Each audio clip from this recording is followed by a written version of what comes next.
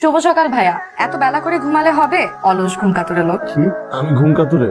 আমি সব থেকে ভালো কাজের ছেলে। রান্না করতে পারি, ঘর গুছাইতে পারি। এমন ছেলেদেরই তো মেয়েরা চায়। আর চাকরি বাকরি ক্যারিয়ার এটা চায় না? তবে আপনি যে রান্না করতে পারেন এটা কিন্তু ভাবতেই আমার ভালো লাগে। রাখেন, ফোন রাখেন। ঠিক আছে, রাখি। হ্যালো, আমি তোমার হলের সামনে তোমার জন্য রান্না করে নিয়ে আসছি, খিচুড়ি গরু ভুনা। আমার খুব পছন্দের খাবার। আমি যাই, ও মা, তো তাড়াতাড়ি চলে যাবে। এরপর থেকে সময় নিয়ে আসবো। সমস্যা কি তোর? কোনো সমস্যা নাই, কিন্তু এটা কি দিচ্ছে? দিছে একজন।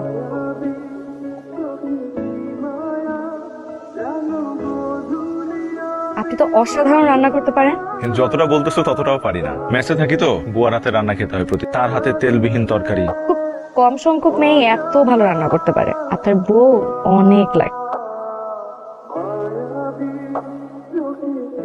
একটা কথা বলতে চাই, যদি অভয় দেন তাহলে বলি। আপনার ভ্রুযুগল অনেক সুন্দর। এভাবে কথা বললে কিন্তু আমি ঠাস করে প্রেমে পড়ে যাবো।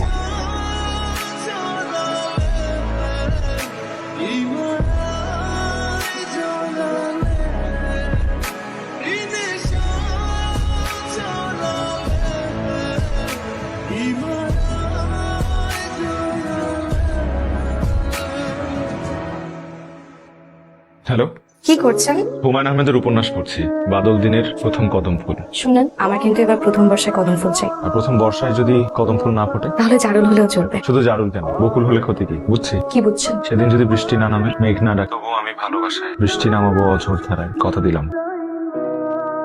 হ্যালো, একটু নিচে আসবা? ভাবতেও পারিনি আজ সত্যি সত্যি ফুল নিয়ে আসবেন। কোথায় যাচ্ছি? গুটি গুটি পায়ে হাঁটতে হাঁটতে ওই বকুলতলা পর্যন্ত।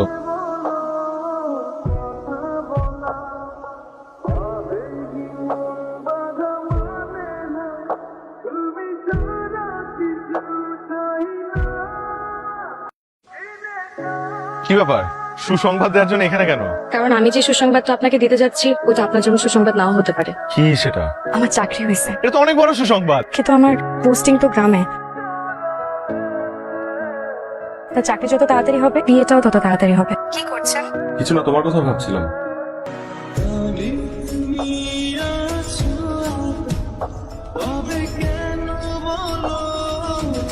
এনে মিষ্টি। কিসের মিষ্টি? হয়ে গেছে মামা, আমার চাকরি হয়ে গেছে। কিন্তু খুশি হস না? খুশি তো হয়েছি। তো আসল পরীক্ষা কিন্তু এখনো বাকি আছে। রাবেয়াকে গিয়ে তোর ভালোবাসার কথাটা বলতে হবে। তারপর ওকে জয় করে নিয়ে আসতে হবে। কে পারবি না? অবশ্যই পারবো।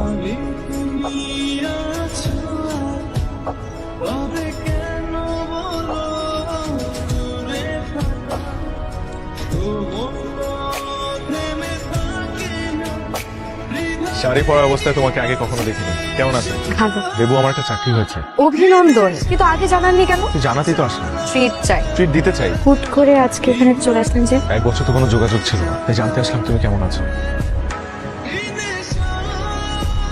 চলেন না, আমার গ্রামটা আপনাকে আজকে একটু ঘুরে দেখে।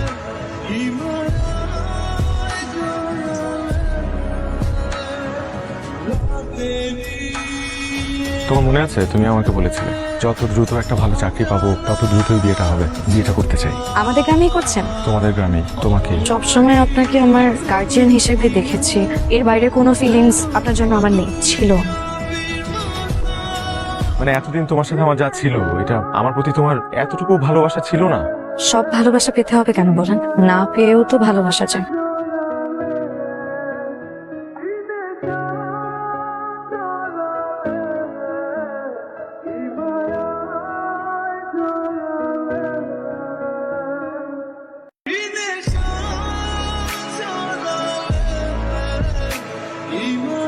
দুঃখিত, অনেক লেট হয়ে গেল না?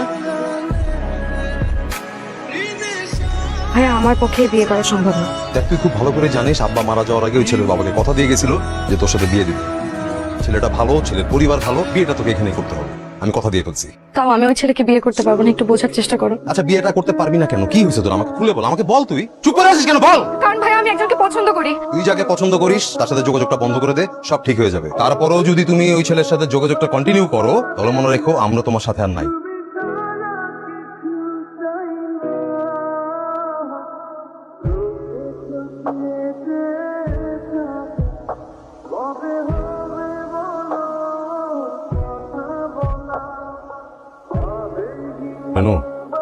বাসা চল একসাথে খাবো। আমি পরে খাই। আচ্ছা ঠিক আছে, শোন, তুই ওই যে ছেলেটা কি যেন নাম তুই পছন্দ করিস, ওই ছেলেটারে ফোন দিয়ে বলো ওর গার্জেনে আমাদের বাসায় আসতে কথা বলবো। ভাইয়া হুম? আমি একটা সিদ্ধান্ত নিছি, আমি মাসুককে আর ফোন দেবো না। তোমরা যে ছেলেরা পছন্দ করবা তোমাদের পছন্দে বিয়ে করবো। হঠাৎ আবার কি হইল? যেটা চাও সেটাই হবে।